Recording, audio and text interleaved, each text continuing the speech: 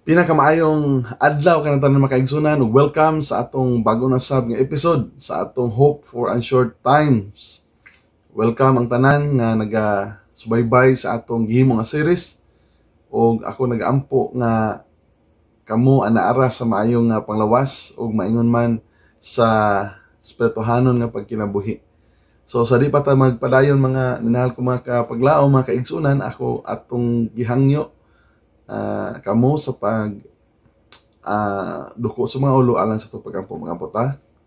Labing amahanan sa limbahon nga Dios, salamat ning bag-usab nga adlaw nga magihatag kanamo di kami makahimo sa among gibuhaton, ug salamat usab nga kami makahimo sa pagtuon sa imong pulong ni mga taknaa gahi ang among mga hunahuna o kasing-kasing kini nga mensahe mahimong adunay luna sa among mga kasing-kasing o hunahuna.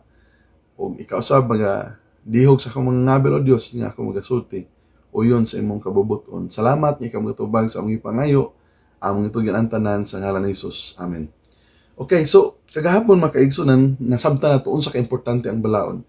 Ang balaod igsi sa katuyuan nga ipasabot sa Ginoo ang iyang dako nga gugma sa matag usa. Ilabi na gayud sa iyahang katuyuan nga masabtan sa iyang mga anak nga siya adunay nindot kay nga plano alang sa ikaayo sa matag anak o matag katawhan niya. Now, usa sa mga interesting kayo nga balaod makaigsunan nga gikagubtan sa daghan kay mga denominasyon, mao kining ikaupat nga balaod nga naghisgot sa Exodus kapitulo 20 bersikulo 8 nga hinumduman mo ang adlaw nga ipapahulay aron sa pagbalaan ini. Sa kadagan sa balaod mga kaigsunan, kini nahimo nga controversial tungod kay pipila sa mga denominasyon ang adunay mga kalibog, adunay mga misunderstanding, misconception unsa kini nga balaod. Og mao bitaw nga ang Ginoo sa iyang kaayo, no? Sa tibuok nga napulo ka sugo, iya gyud ning gitagaan og another significance, no? Gitagaan gyud importansya kini nga balaod. And he said that we should remember the Sabbath day. Kaya nasayod gyud ang Dios nga in the long run, in the generations to come, malimot gyud ang tao unsa ka importante kini nga adlaw. Now, kung atong tan-awon mga kaigsunan, ang pagtuman or namugna ang adlaw ipapahulay way back from the beginning sa kalibutan, no? Kung dunay institusyon nga pinakadugay mga kaigsunan, usa sa mga pinakadugay nga institusyon mao gyud ang adlaw ipapahulay, the Sabbath. Kung ang kaminyoon nga gitugas sa Dios dito sa Eden, gihimo niya sa pagbugna sa kalibutan, the same thing kining adlaw ipapahulay. This is a memorial, no, of his creation, no? Usani ka pagpahinumdom, no? A memorial of creation kini nga adlaw ipapahulay. Ingon pa kadre, the fourth commandment of God's unchangeable law requires the observance of the seventh-day Sabbath as the day of rest. So gihatag ni sa Ginoo, kung imong basahon ang Genesis chapter 2 verses 2 to 3 mga kaigsunan, madiha ato masabtan nga among other days nga gi-spend sa Ginoo, no, sa creation week, in this particular day lang nga gihimo sa Ginoo ang special kaayo nga mga activities. First, iyang gipahulayan, no? Genesis chapter 2 verses 2 and 3, iyang gibalaan o iyang gipanalanginan kini nga adlaw. O giset aside ni niya para sa pagpahulay, sa pagsimba, and ministry in harmony with the teaching and practice of Jesus as the Lord of the Sabbath.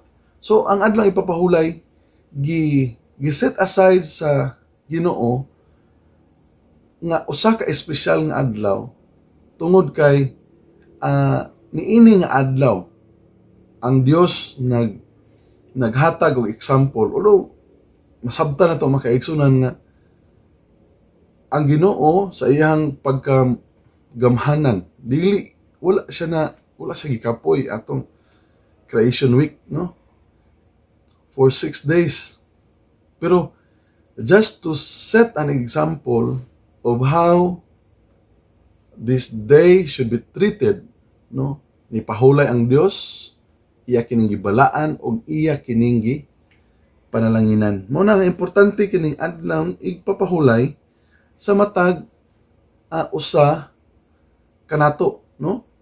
Ingon pagkadiri, the Sabbath is a day of delightful communion with God and one another. So it was in this particular day, you know, the first Sabbath that was being celebrated by God Himself, God the Father Himself. Gihimo niya ingon nga usa ka adlaw sa pakighimamat, pakig-commune sa iyang mga creation. The Sabbath is God's perpetual sign of His eternal covenant between Him and His people. So usa po rin siya walay katapusan nga timaan sa iyang pakigrelasyon, no? Pakigrelasyon sa Dios sa maglalalang ngadto sa iyang mga nilalang. So kung atong sabton mga kaigsunan, God has set aside this day ug importante gyud kaini sa Dios. Kay niini nga adlaw, no? Kining adlaw ipapahulay, gihatagan niya og bugat nga importansya sa tanan nga mga adlaw sa semana. So, padayon ta mga kaigsunan. Unsa man gyud ang adlaw ipapahulay? Okay? So, ingon diri sa atong pagtuon, the Sabbath is a day of rest, reflection, enjoyment, and worship for God's people. It dates back to the 7th day of the creation week when God stopped His work and took time to rest and savor it. So, again, gihatag ang adlaw ipapahulay aron sa pagpahulay, pag-reflect ug pag-enjoy sa pakighimamat, fellowship sa Dios ngadto sa iyang mga katawhan. So, ang Ginoo naghatag og bugat kayo na importansya sa adlaw ipapahulay. The Bible tells us that God rested on the Sabbath day. It doesn't say that He rested because He was tired, no? So masang ingon kaganiha, wala ligingon nga nipahulay siya tungod kay probably gikapoy siya. No. Gihimo niya ang pagpahulay to set an example, no? So, ang word nga Sabbath, mga minahal ko mga kaigsunan, comes from the Hebrew word Shabbat, no? Shabbat, which means to cease or stop. Even in our human lives, it's not uncommon to stop and take a day off after a large project or a great accomplishment. So kita gali kung magtrabaho ta mga kaigsunan, sa tibok semana naamang gyud tay rest day, di ba? Bisan gali ang mananap mga kaigsunan na ako'y nabasahan, no? Sa mga sinulat sa science nga mismo ang mga mananap naapo na siya specific day of rest, na siya 7-day cycle, na in that particular day the animals should cease, no, and should stop to work or paglihok-lihok, mga kaigsunan. Ngun ana ang importante di ay sa pahulay. Ang root word sa word nga Sabbath is from the Hebrew word Shabbat, nga gahisgot sa pag-undang o paghunong. On the Sabbath day, we rest to celebrate God's accomplishment of creating the world and creating humanity to live in it and take care of it. We pause to take notice, learn more, and express gratitude to our Creator. So, ang adlaw ipapahulay ni ay usa ka adlaw sa tibuok semana nga diin kita makaselebrar sa accomplishment sa Ginoo sa himo sa kalibutan. He alone is worthy of our worship, as beautifully described by Ellen G. White, one of the founders of the Adventist Church. Ingon matud pa ni Mrs. Ellen G. White, siya, because he had rested upon the Sabbath, God blessed the seventh day and sanctified it, set it apart to a holy use. He gave it to Adam as a day of rest. It was a memorial of the work of creation, and thus a sign of God's power and His love. So, una na dahil giregard sa Ginoo ang adlaw ipapahulay. For God Himself, it is very special. It is very significant. O gihatag niya ang tanan nga pagrespeto o pag-observe sa adlaw nga igpapahulay. God wants us to rest as part of the remembrance. Gusto sa Ginoo nga kita mo pahulay as part or kabahin sa paghinumdum. Pareha gud anang mga holidays, no? Mo siesta sa atong pagtrabaho, sa atong pag-duty, unya aton gi celebrar ang holiday, whatever day it is, nga gi-set aside sa government para to commemorate the special day ni anak nga adlaw, kita mo pahulay sa pagbuhat sa atong bulaton. So, ingon ana usab ang adlaw igpapaulay. The Sabbath is a day we can rest and remember. It is a day to pause from our work, reflect, and rejuvenate. When we rest, we put aside the cares of the world, and it allows us to focus our relationship with Him. So, ang adlaw ipapahulay is very personal. Gihatag sa Ginoo para gyud sa tao. Gani ang balaang kasultan nagsulti, no? That the Sabbath was made for man and not man for the Sabbath. Unsa kuno, ang adlaw ipapahulay gimugna alang sa tao, dili kay ang tao gimugna alang sa adlaw ipapahulay. Pareha gud nang magpalitag kalo, no? Ang kalo gihimo para sa ulo, dili kay ang atong ulo gihimo para sa kalo. Ingon ana gihulagway sa balaang kasulatan ang adlaw nga igpapahulay or the day of rest. So, as part of the Ten Commandments, God must be giving this day a great importance and significance. Now, mangutana ta, unsa man ang adlaw, unsa mang adlaw ang adlaw ipapahulay, no? Kay kung maingon ta nga, yes pastor, giingon sa Biblia nga ikapito, pero Unsa man pag-determine sa Biblia kung unsa gyud ang unsa adlaw ang adlaw ipapahulay. Nandari, if we follow exactly what the Bible specifies several times, the Sabbath is the 7th day of the week. So adlaw ipapahulay kung atong tan-awon ang Genesis, no? Makita na to nga from day 1 hangtod sa day 6 gibuhat sa Ginoo ang kalibutan.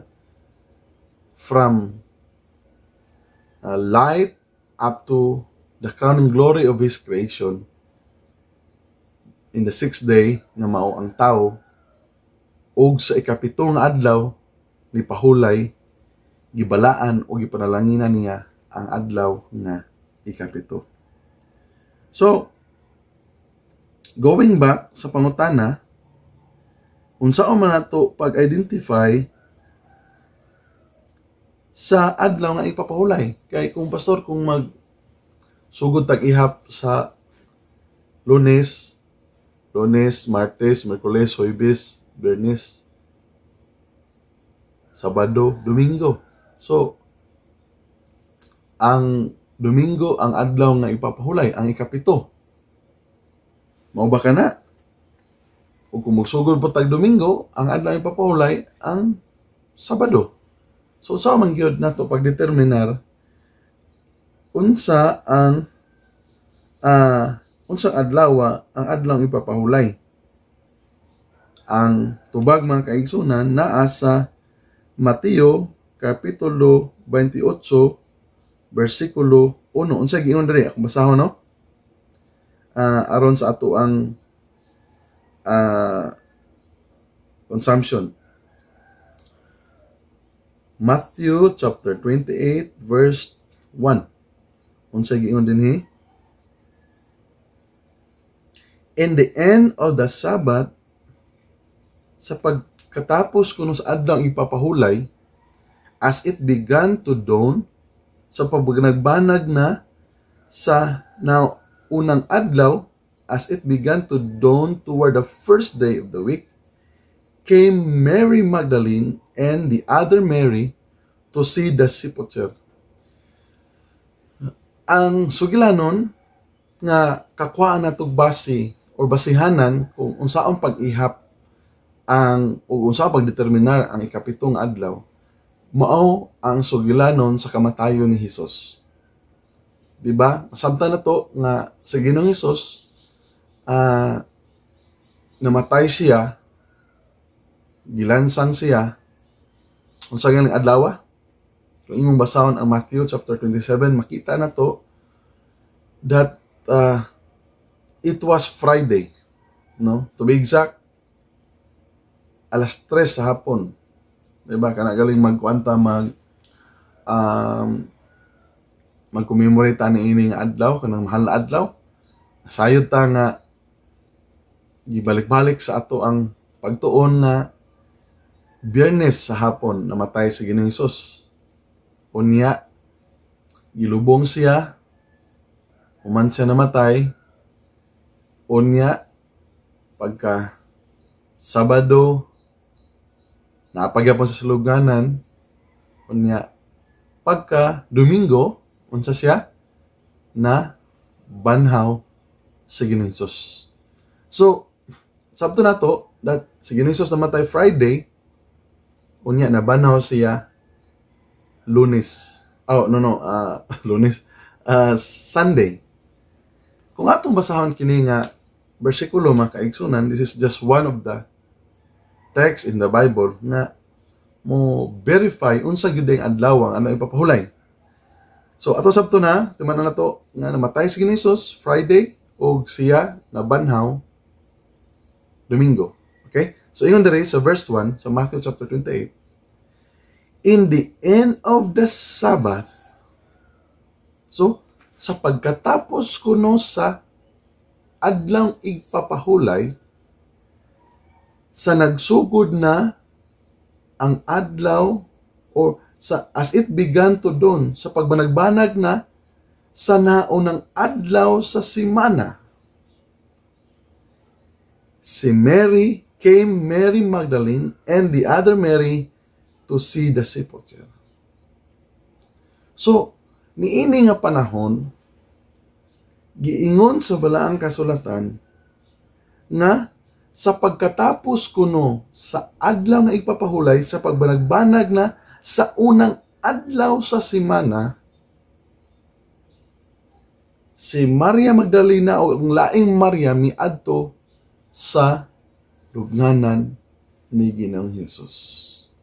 So maghatag ni og clue nato nga ang adlaw ipapahulay di ay mao ang adlaw nga gisundan sa adlaw nga nabanhaw sa Ginoong Hesus.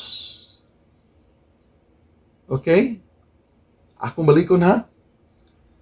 Ang adlaw ipapahuli, the 7th day, Sabbath, mao ang adlaw nga gisundan sa unang adlaw o sa adlaw nga nabanhaw sa Ginoong Hesus. So, balik ta sa atong giyon kaganiha, kung ang adlaw nga nabanhaw sa Ginoong Hesus, gituohan na to nga Domingo, sa ato pa, ang adlaw nga ipapahulay, mao ang adlaw before sa Domingo. Walay lain, kundili, ang adlaw nga Sabado. Ang adlaw nga ipapahulay mao ang ikapitong adlaw, ug mao kining adlaw ang adlaw sa wala pa ang adlaw sa pagkabanhaw. Kung nasabta na to, walay lain mga kaigsunan, ang adlaw na igpapahulay, mao day ang adlaw na Sabado. Tataw kay dayag, diha sa ato nga Biblia. Nasabta na to nga ang adlaw na ipapahulay, nga giingon sa Ginoo from the very beginning, ikapito, mao day ang adlaw Sabado. Nanuman, giingon dere nga ang adlaw nga basihana nato sa pagdeterminar unsa nga adlaw ang ato yung matumbok na adlaw ikapito, mao gyud ang Sabado. Kay ang adlaw ipapahulay, ang adlaw di ay nga pagabanhaw ni Ginoong Hesus, mao ang permirong adlaw. So kung mag-ihap ta, magsugod gyud ta sa Domingo. Okay? So, Domingo, Lunes, Martes, Merkules, Huwebes, Biyernes, o Sabado. So, ingon ana day ang pagkwenta. Gani, sa itong kalendaryo mga kaigsunan, kanang wala gipang o pag-iusab ng kalendaryo, magsugod gyud ang or the first day of the week is Sunday gyud. Unya, ang ikapitong adlaw, mao gyud ang Sabado. Even na dictionary himself, no? Di na nato na kanon, pero kung imong tan-awon ang dictionary mga kapaglaom, tataw kay dito kaingon that Saturday is the 7th day of the week. So, karon nasabtan nato unsa day adlaw gyud ang giingon sa Dios adlaw ipapahulay, kuan na nato, ma-confirm, no? Ma-confirm na nato nga wala gyud laing adlaw nga giingon sa Ginoo nga adlaw ipapahulay, mao gyud ang Sabado. Apan sa nanglabay nga mga henerasyon kini gi-attempt sa pag-usab, no? Gi-usab kini. And by the way, naatay pagtuon ana sunod nga adlaw ato na hisgutan ang pag-usab sa adlaw nga ipapahulay. So, padayon ta nga ang adlaw ipapahulay dili lamang gi-celebrar sa Dios Amahan o mismo ang Dios Anak o mao si Ginoong Hesus, siya usab nag-celebrar sa adlaw ipapahulay. Gani, kung imong basahon ang Lucas kapitulo 4 versikulo 16, iyon diri, and he came to Nazareth, no? Luke chapter 4 verse 16 na, kinsa man ning giingon diri nga ug siya miadto sa Nazareth. Iyon diri, where he had been brought up as was his custom, he went to the synagogue on the Sabbath day and he stood up to read. So sa Bisaya pa ningon diri, ug siya niadto sa Nazaret. Diin dito siya nagtubo.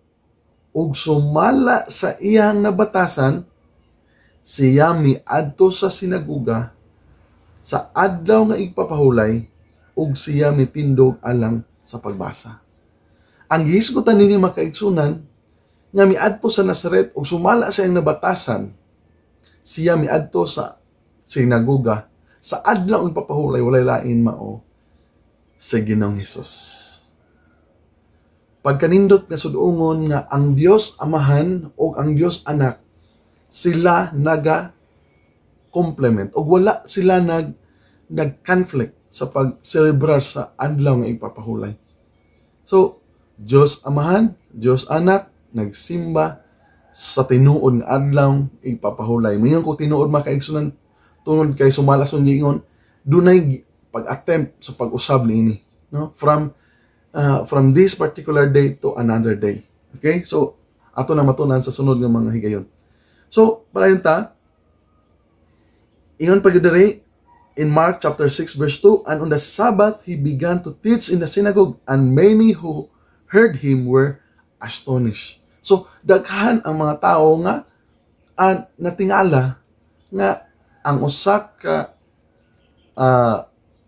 Kristo, nga ang usa ka Hesus ni adto sa sinaguga aron sa pagsimba o pagtuon sa pulong sa Dios.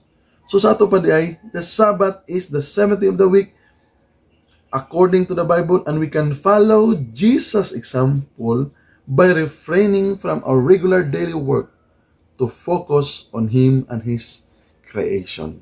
So, ang paghatag o higayon ni Ginoong Hesus diha nga nilay pa siya sa yuta nga sa matag adlaw ipapulay mo adto sa sinaguga, usa-usab ni ka paghatag og example nga atong sundon nga ang iyang amahan, Dios Amahan nga nasa langit, ug siya mismo sa adlaw nga ipapahulay miadto sa sinaguga aron sa pagsimba. Karon kung gibati nato makaigsunan nga kita mga sumusunod ni Ginoong Hesus, angay ra gyud nga masabtan nato nga sundo nato ang iyang example. Sa adlaw nga ikapito miadto siya sa sinaguga sa pagsimba. So, angay lang pod nga ato pod nga unsa? Ato nga sundon kung unsa iyang gawi, kung unsa iyang nabatasan, no? Kay nasabtan man nato nga ang iyang kamanduan mo man ang iyang batasan. So ang iyang batasan mga kaigsunan, nisimba siya sa adlaw nga ikapito, adlaw nga Sabado, niadto sa sinaguga lang sa pagsimba. Ato po na ang sundon kung ato siyang gikonsiderar nga mao ang ato na sulundan mga kaigsunan. So ingon ana, gihulagway sa Dios ang adlaw nga igpapahulay. Ingon pagdiri, the Sabbath was made for man, not man for the Sabbath. Matthew chapter 2 verse 27. Gihimo ang adlaw ipapahulay para sa tao. Dili kay ang tao, ako na kung balikon, dili kay ang tao gihimo para sa adlaw ipapahulay. Ang daghan sa mga denominasyon, no? Wala gahatag o pagtagad niini, no? Apan kamo mga kapaglaom, kamo nga naminaw karon, kamo nga nakadungog karon, nakakita, I hope nga atong tulo timbangon nga mismo ang Dios Amahan nga nasa langit, mismo ang Dios Anak, sila nagsimba sa adlaw ipapahulay. Sa tinuod nga adlaw ipapahulay nga mao ang adlaw nga ikapito, mao ang adlaw Sabado. Atong pangutanon natong kagalingon, kumusta pod? Nakasunod ba ta sa unsang adlaw nga giingon sa Biblia? Kay basin unya og nagsimba ta sa adlaw ipapahulay nga dili day maong adlaw ang tinuod nga adlaw nga ipapahulay. No, daghan kayo karon makaigsunan ang gi-neglect kini nga adlaw o mas gipili nila ang laing adlaw. Ato nang matun-an gani kung imong tan-awon mismo ang Diyos Amahan, Diyos Anak, ang mga disipulo ni Ginoong Hesus gihimo ang pagsimba sa ikapito gyud nga adlaw nga mao ang Sabado. No, daghang mga bersikulo tanihana. Ato na siya matun-an later sa ato nga dugang nga pagtuon.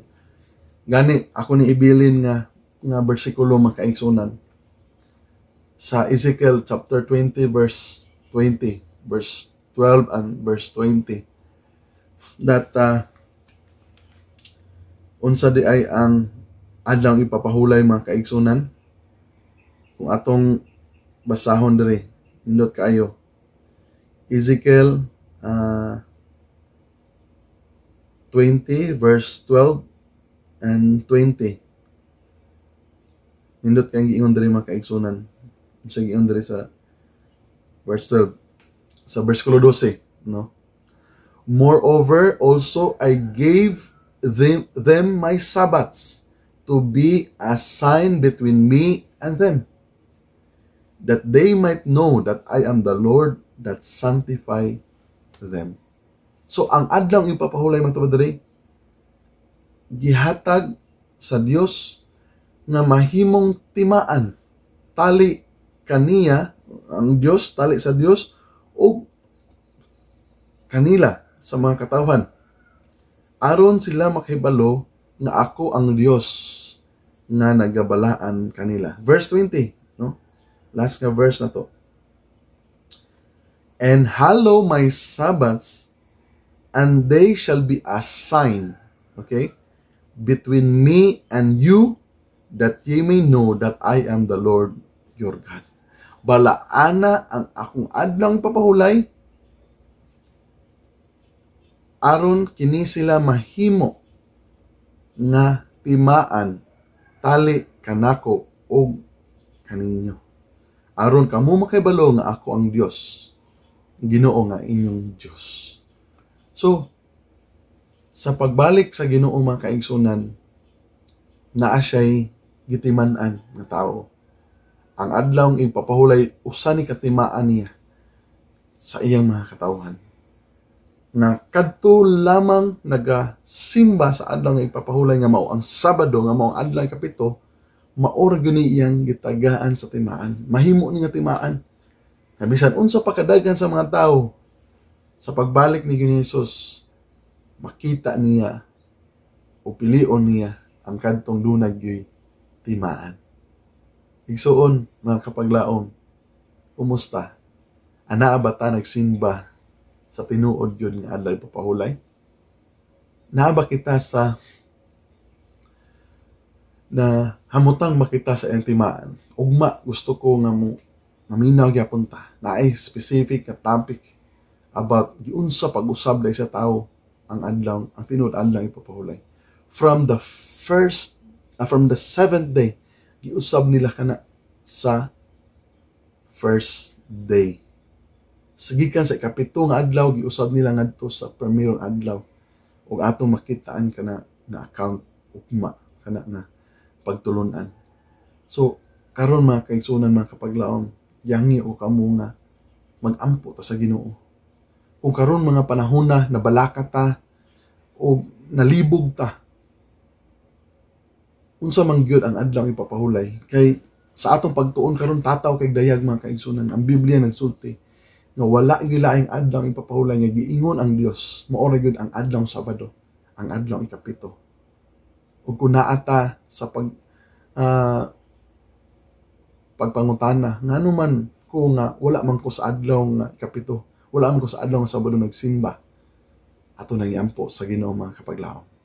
O gani karon kung ikaw naminaw, akong kang gihangyo na ato iduko itong mga ulo, maghimo tag special prayer kanimo kapaglaom. Magampo ta.